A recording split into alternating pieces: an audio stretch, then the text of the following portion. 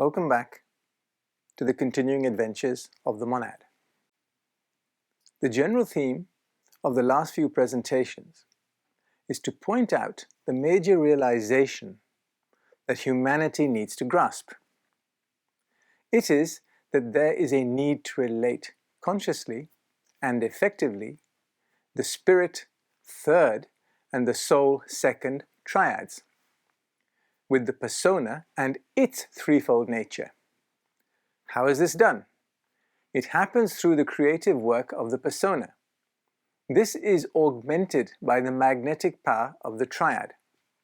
Finally, the conscious activity of the soul completes the task utilizing the triple thread. This thread comprises the Sudaratma, the consciousness, and the creative threads. Collectively, they are known as the Antahkarana. This is why esotericists fixate on the concept of fusion, unity, and blending. When this happens, the disciple can begin to weave these three threads together. They create a bridge of light. This eventually becomes the lighted way across which the disciple consciously passes to reach the second triad. The imagery we use is why this process is described as illumination. References are made of liberation from the three worlds of the first triad.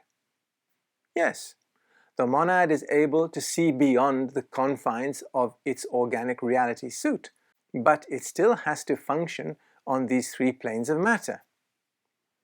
There is still karma to be cleared and service to be rendered to others. Terms like liberation stem from the worldview steeped in the consciousness aspect.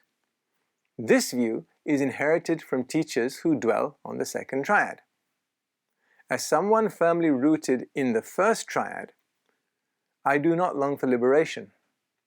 I seek clarity to know the causes of things and to better live out a soul's destiny planned by my solar deva. Building the Antahkarana would allow clarification of the reasons to be here. It is not an escape route to somewhere else.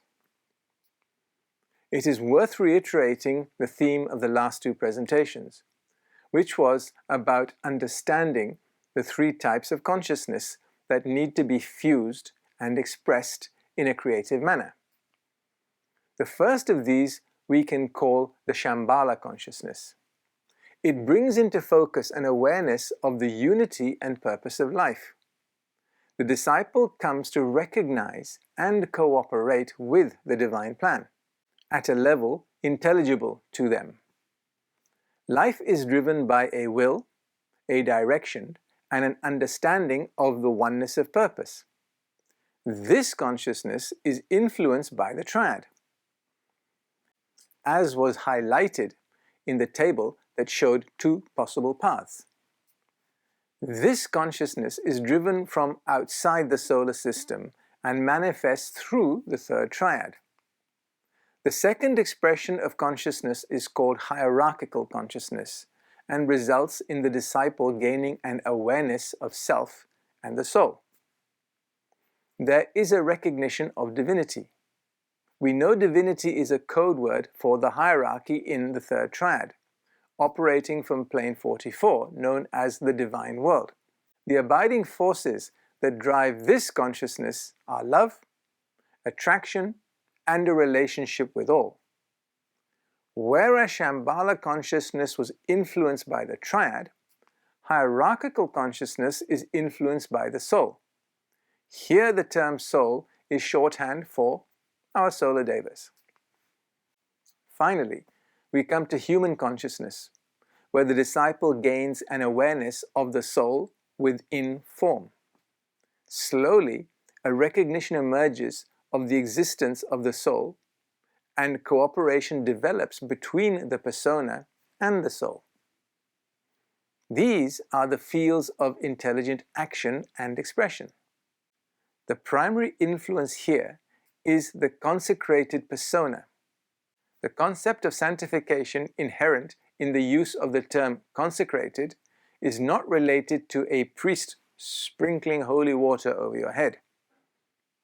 It is about thinking and acting through a soul-infused persona. The monad slowly seeks to build the Antahkarana across the whole of the mental plane, which is situated on both triads. They do this by relating these three divine aspects of consciousness. Finally, through a series of initiations, the three expressions become one. Put poetically, the disciple treads the path of return, builds the Antahkarana across the lighted way, and achieves the freedom from the path of life. We have talked about the bridge that is woven from three threads that unite three levels of consciousness. These threads focus through three petals of a lotus that sits in an envelope on the second triad. We are told that this unified thread, the Antahkarana, is made from mind stuff. What now needs to be driven home, and is a deep esoteric fact, is that the Antahkarana is built through the medium of a conscious effort within consciousness itself. Ponder that for a while. This means it is an active yet subjective process. The aspirant should not just focus on being good or expressing goodwill to all around them. They should not just seek to demonstrate the qualities of unselfishness and high aspiration. It is very easy for an esotericist to think that treading the path is about overcoming the lower nature. They may feel they should express life in terms of right living and thinking, coupled with love and intelligent understanding. Yes, all these things must be done and are part of the way along the path, but there is much more to do. Good character and spiritual aspiration are essential, but these are taken for granted by the master, who has a disciple under their wing. These foundational works are part of the path walked by the probationer. To build the Antahkarana is to link the three divine aspects that we have been talking about over the last two presentations. This is an intense mental activity. It involves a lot of mental energy. The disciple has to imagine and visualize the lighted way in mental substance. We spoke about chittas, the three grades of mental substance. These animate the three threads of the Antahkarana. It is worth repeating that what is fused is one, force that is focused and projected from the fused and blended forces of the personality. 2. Energy drawn from the causal envelope by a conscious effort. And 3. Energy abstracted from the spiritual triad. But there is something we must all understand. This is an activity that stems from an integrated and dedicated persona. Do not think you just have to sit there being good and your guardian angel is somehow going to gift this to you. The work of building the Antahkarana is primarily the activity of the persona, aided by the Solar Diva. This in time evolves into a reaction from the triad. Lars laments that there is far too much inertia demonstrated by aspirants currently. Let us look at the situation from another perspective. As the monad develops through the 5 stages of the human kingdom of nature, the persona begins to transmute knowledge into wisdom.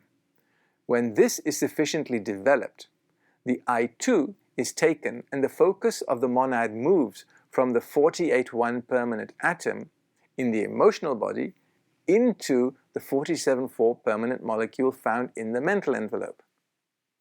The transmutation process just discussed is focused on understanding, analysis, recognition, and application of knowledge.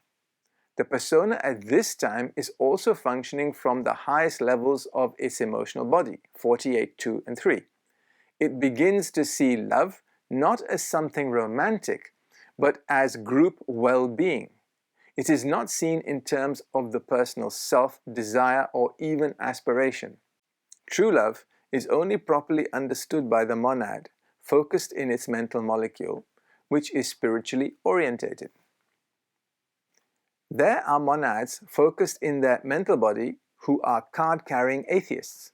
Nevertheless, they have transitioned into this body by disentangling their mental processes from their emotional ones. Remember, all black magicians start their career from this stage of their evolution. The persona comes to realize that there is no such thing as sacrifice. When something seems like sacrifice, it is only the thwarted desires of the lower nature. This is willingly endured by the aspirant, but misinterpreted as a limitation. The real meaning of the term sacrifice to the disciple is the complete conformity to the will of the Father, i.e., the instructions emanating from the Chohan. The will of the persona aligns with the will of the divine will. The persona's plan is incorporated into the divine plan. It can therefore be said that self-will, desire, and those intelligent activities which are dually motivated are seen and recognized as lower expressions of the three divine aspects. This can change to soul-infused activity when the focus of life is in the mental body and the head as well. The heart is also slowly activated. At this stage of development, character building is seen by the persona to be essential and is willingly undertaken. But this is still not enough.